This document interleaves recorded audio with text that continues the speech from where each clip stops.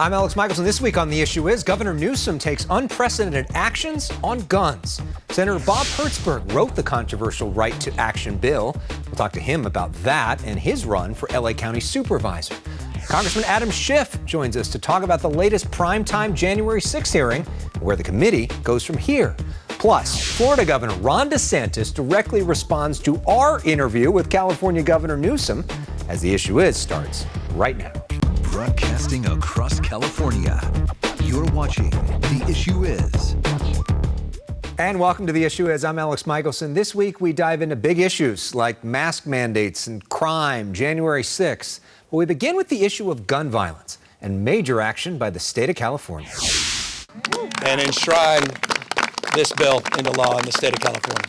California Governor Gavin Newsom is the first governor in America to sign a bill that creates a right for private citizens to sue those who manufacture, distribute, transport, import into California illegal weapons. Perhaps is the most impactful thing we have done in decades. Wow, that's pretty cool, huh? Yeah. Mia Treta gets a copy of the bill. In 2019, she was a freshman at Saugus High School along with her best friend Dominic Blackwell when they were both shot. Dominic died. Mia barely survived. Governor Newsom visited me in the hospital after the shooting. He asked if there was anything he can do. Well, sir, you are doing it. You, Governor Newsom, are saving lives. Governor Newsom tears up after hearing from Mia. Sorry, guys. Thanks, Mia. Governor Newsom signs this bill, written by Senator Bob Hertzberg, at Santa Monica College, where in 2013, 5 innocent people were killed by a gunman using an untraceable weapon. Mia was also shot by an illegal gun. These weapons that were once seen as the weapon of choice for terrorists and criminals have started showing up in the hands of children and teens.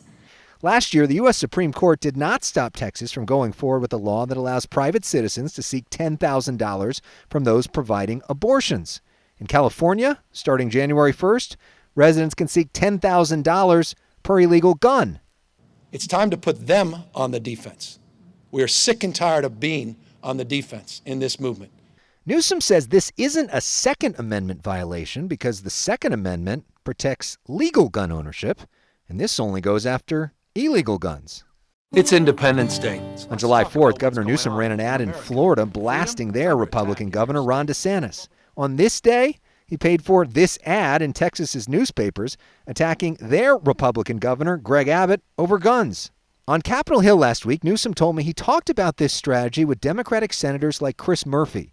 And that's just the start. Democratic governors from around the country are here in California for a big meeting. Is this something that you're going to bring up with them as something that could be a model in other states going forward? Absolutely. I'll be talking to close to a dozen governors later this afternoon, this evening, and tomorrow. I will be highlighting this specifically in my remarks. Mia is now a committed activist who recently met with President Biden at the White House. She's grateful for California's leadership. This is progress that we've all been waiting for. Afterwards, we spoke with the bill's co-author, Bob Hertzberg, also a candidate for LA County supervisor. It's another very important step to try to reduce gun violence. And it also ties together the court case by the Supreme Court on abortion in Texas. And it basically says, well, if it's good for Texas for abortions, we'll use the same standards here.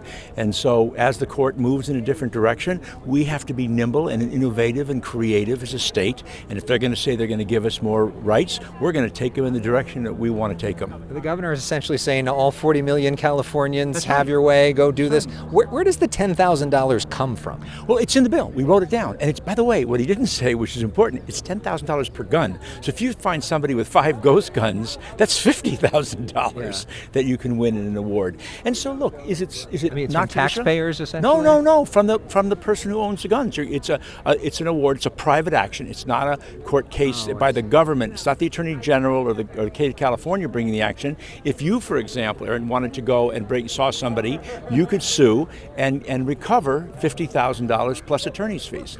So January 1st, people can start going for this. Let's talk about the other thing that you're doing right now, which is running for LA County supervisor. Yeah.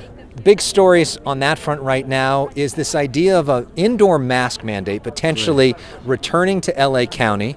Barbara Ferrer, the health director, appears to think that that's a good idea when every other health director in the entire state has chosen not to do that. Do you think that an indoor mask mandate makes sense? Well, I'll tell you, I'd take a much slower approach to it. I talked to my doctor, and I asked my doctor when I had a physical last week, what do you think about this? And she thought it was a little bit overmuch. I've called some friends at hospitals, at different hospitals. I said, how many people, just on my own, asking around, do you have any people in their ICUs? One here, none here, and the like. I mean, as a board of supervisors, you are in charge of hiring or firing the health director. That's correct. Do you think that Barbara Ferrer is doing a good job? Does she has your confidence? I don't know enough to know. I don't think it's appropriate. I'm not these politicians who stick finger in people's eyes and cause press conferences, scream at people. I find ways to work with folks, but I wouldn't know one way or the other. What do you mean you don't know? I mean, isn't that one of the most important people in the whole county? It is, but it just seems to me, I'm a candidate. I'm not inside the board. I don't have all the information that they have, right? And also I'd like to talk to her and learn and find out what her basis is and cross-question her and ask the hard questions. Right. You know what I mean? Another tough question is if the recall potential of George Gascon. Right. What do you make of that? Do you think that's a good idea? Are you supportive of that? I'm not somebody who generally likes recalls. Look, I didn't support him because he wasn't supportive of me on certain issues on bail and other things. I didn't support him,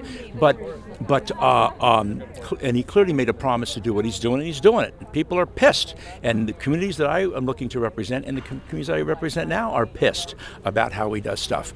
But let's see what happens if they get the votes and what makes the determination. Again, we'll see if the numbers count up and what that looks like. What do you think is the biggest difference between you and your opponent if you actually get on the board? Well, I think I'm comfortable in my skin. I know who I am. I've been in and out of government. I've been in private sector for a long time, taken a company public. And I would suggest that being Speaker and Majority Leader isn't just somebody who deals with small stuff. I have to deal with Republicans, I have to deal with Democrats, I have to deal with the governor, I have to deal with every interest group to come up with solutions. I'm not just somebody who gets up in a podium and makes speeches, or in a small city that is 1.9 square miles. I have dealt with every single issue that the county deals with. Up next, Congressman Adam Schiff joins us to take us inside the January 6th committee. We go to break with the above Los Angeles account, taking us above the 6th Street Viaduct, LA's biggest bridge, newly reopened. But this election is now over. Congress has certified the results. I don't want to say the election's over. I just want to say Congress has certified the results without saying the election's over, okay? During an outtake from a White House video, President Trump refused to say the election was over, even though his staff clearly wanted him to. This was one of the revelations from the latest January 6th committee hearing. Adam Schiff is a member of that committee. He's a Democrat from Burbank. Congressman, welcome back to The Issue Is. Good to be with you. What is the biggest takeaway from this week's hearing? I think the biggest takeaway is that for over 3 hours, while that violent attack is going on, that mob that the president discharged at the Capitol, knowing it was armed, for 3 hours, he sat there in the dining room. He watched it happen. His friends, his family, even conservative commentators on TV calling, texting, urging him to do something to stop it, and he won't. He doesn't call the Secretary of Defense. He doesn't call the Secretary of Homeland Security. He doesn't call anyone to put an end to it for over 3 hours. And I can't imagine a more profound dereliction of duty by a commander-in-chief than that. And it was striking how many people on the president's own team wanted him to call off the mob. Here's an exchange that gets at that point between White House counsel Pat Cipollone, you, and Liz Cheney. Listen in. I can't think of anybody, on that day who didn't want people to get out of the Capitol particularly once the violence started. No. I mean, what about the president? Yeah. She said the staff. So I answered. No, I said in the White House. Oh, I'm sorry. I apologize. I thought you said who else on the staff. What was your reaction to that and what was going through his mind? Well, he then invoked privilege so as not to have to answer the question. But the question was pretty well answered by, I think, his unwillingness to say, and the actual testimony of other witnesses, that the president believed that Mike Pence essentially had it coming. He wasn't going to stop this mob. And finally, when he was prevailed upon to do or say something, it was only after the FBI and the military were responding to the scene, and he understood that this violent effort to interfere with the transfer of power was going to fail. It was only then he was moved to do or say anything about it. Another moment that really stood out was when White House or former White House strategist Steve Bannon laid all of this out as a strategy days before the election even happened. This is what he said in late October of 2020. Also, if Trump is losing by 10 or 11 o'clock at night, it's going to be even crazier. Because he's going to sit right there and say they stole it. If Biden's winning, Trump is going to do some crazy. So late this week, Bannon was convicted for contempt of Congress. What's your reaction to that and to his role in all of this? Well, my reaction to his conviction is that justice was done. You can't simply refuse to show up and testify when you're subpoenaed by Congress, the court, or anyone else. And the kind of arrogance that he was displaying, no, I don't have to, because basically he's a friend of the former president and thinks he's beyond the law. Well, he's not. And the jury just made it that abundantly clear to him. In terms of what you just heard him say in that recording, this was the president's plan from the beginning. He knew, for example, that the late votes coming in, the absentee votes, were going to run against him. So he first urged them to stop counting votes because he knew that those votes would go against them. And he was prepared, no matter what happened, if he didn't win, to claim that it must be fraud, it must be rigged. Bannon is just saying the silent thing out loud, and it's disgraceful. I know it is the Justice Department's role to charge Donald Trump with a crime. I know you don't want to tell the Justice Department what to do, but you also understand the law really well. You're a former prosecutor. If President Trump was charged with a crime, what potential crime is there that he could be charged with? What is even a possibility? Well, the number of offenses that he may have committed in connection with these multiple lines of effort to overturn the election. Judge Carter, a federal judge in California who has analyzed this, found multiple statutes, a conspiracy to defraud the United States. He found that there was evidence that the president was involved in a plot to obstruct the lawful functions of the Congress, that is the joint session. He didn't even get to, I think, the circumstances around the violent attack on the Capitol, but there may be other crimes associated with that, given what we now know about his mental state. That is, he intended for that crowd to go to the Capitol, and he knew they were armed. He knew they were angry because he'd made them angry. So it could be any number of things. I do think that there's certainly sufficient evidence that we have put forward to merit an investigation of the president. As you say, the Justice Department will make that decision. It's another question about whether there's enough to prove it beyond a reasonable doubt, but there's certainly, I believe, enough to begin the investigation. And there's a question about whether Merrick Garland believes that that should be the role to, indict a former president too. Does he have the stomach for that? Which some on the left are questioning, and we will see. But let's talk about the way that people on the right are reacting to this. We got some Republican reaction when we were on Capitol Hill last week. We spoke with Darrell Issa from San Marcos. I want you to listen into his response to my question about the committee. The hearings are a missed opportunity because they're one-sided, because they've deliberately left out any kind of cross-examination or presentation. They're losing the credibility, and it's a shame because really bad things happen on January 6th, and people need to be held accountable. What do you say to all the Republicans who have tuned out from these hearings because they feel like they're not represented? Well, the Republicans from Kevin McCarthy on down rejected an independent commission that would have been made up equally of Democrats and Republicans. So it's a bit rich to say, well, don't pay attention to what this committee is showing because it's not an independent commission when they rejected that. What's more, the witnesses that we're calling in are almost all Republicans. In fact, one of my favorite editorial cartoons is a picture of Kevin McCarthy saying, "These hearings are not fair. They're so partisan. All the witnesses are Republican." And that just, I think, highlights the absurdity of that argument. What more is there to say? Are the people that are for you with you at this point, and the people that are for him not listening to you at this point? How long does this go on for? Well, I think that brings up an important point, which is we're trying to reach all of those with an open mind in the country, whether they're Democrats, Republicans, independents, or members of any other political persuasion. We want to get the facts out there. And, I'll tell you, I wouldn't expect to hear differently from a Republican member of Congress who lives in fear of Donald Trump.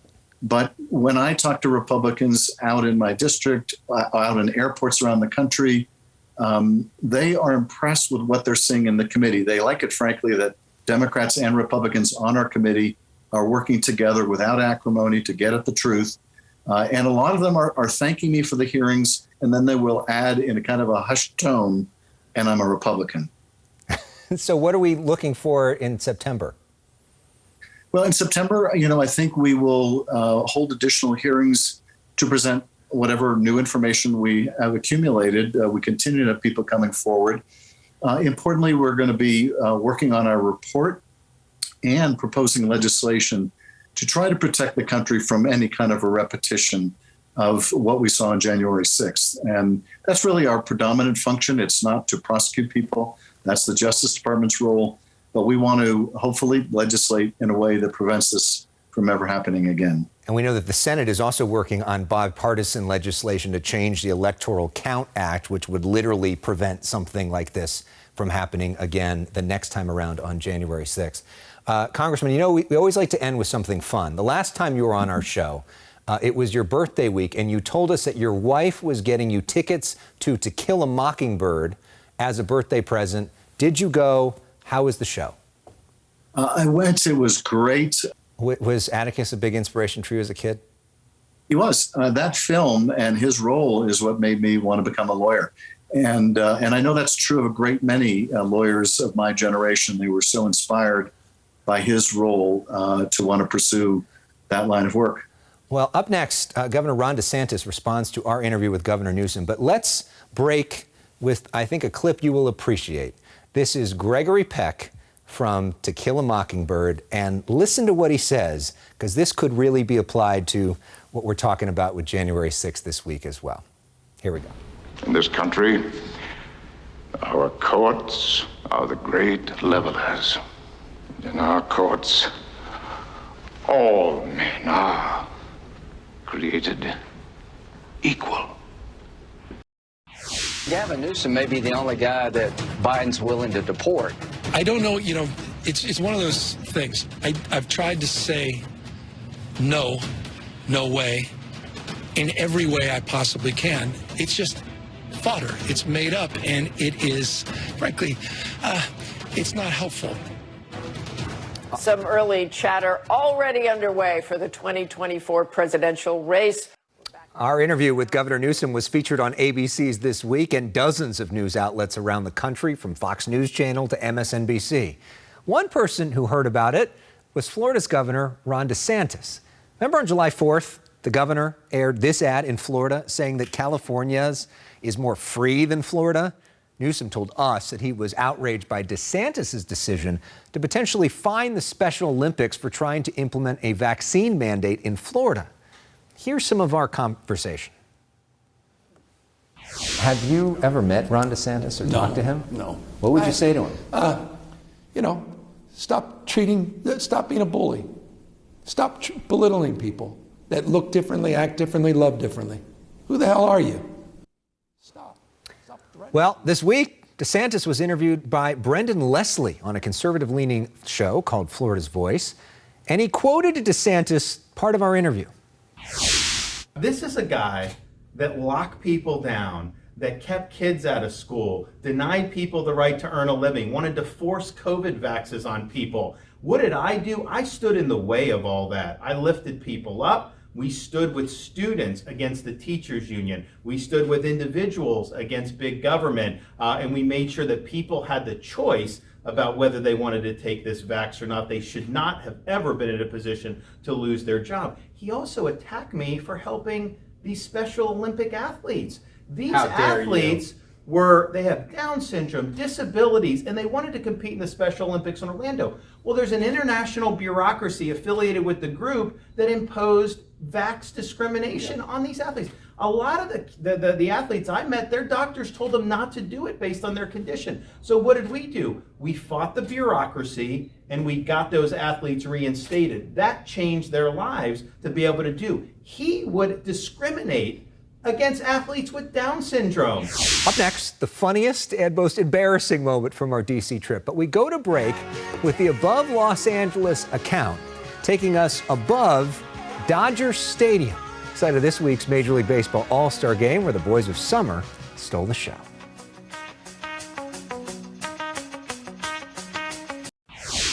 We end with something fun. On our first day in Washington last week, photographer Tony Butita and I had to walk 10 minutes from our network bureau to Capitol Hill to start our reporting. When the walk began, there were clear blue skies. About 8 minutes in, we ended up in one of the nastiest storms I've ever seen. We were clearly not prepared.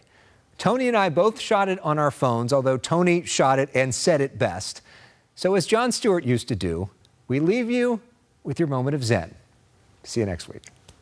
All right. Here we go. Jesus. Oh, man. Weather changed slightly.